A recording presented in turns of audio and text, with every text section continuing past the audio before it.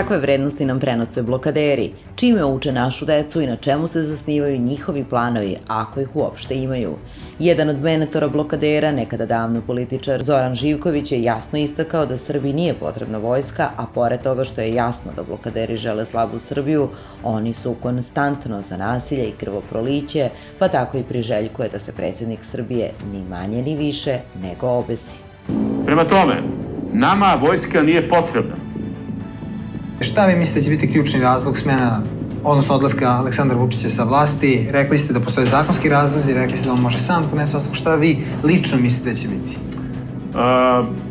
To što će on izgubiti ako opozicija uradi ono što sam rekao da treba da uradi, on će imati prvo iznutra, iz svog okruženja malo potrese, a onda će shvatiti da ne može da ostane nikako na vlasti ili će da pobegne negde ili će da izabere neko drvo u nekoj ulici pa da ga obogati svojim prisustvom.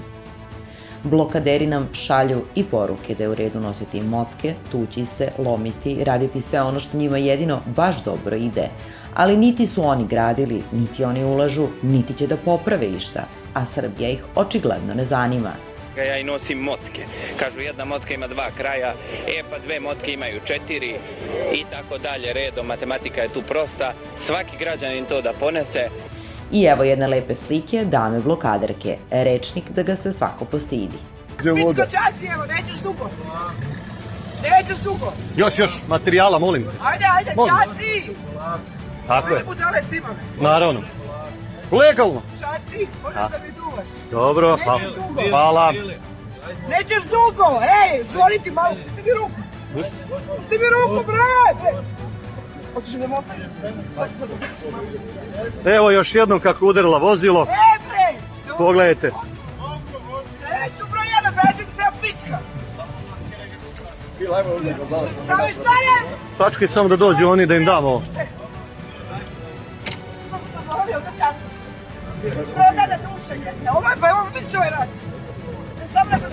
To se naučio od vas. Evo ide. Gde? Gospodo, molim vas, evo udarili auto, evo ima sve snimak.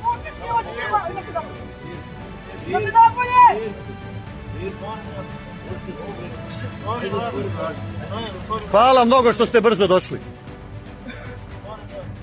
Preti Reginom ćerkom. Molim vas, udarile auto u rikvercu, besna, psuje, svima preti. Jel ovako da odrastaju naša deca? Na ovim rečima, na ovim vrednostima i uz ovakve ljude.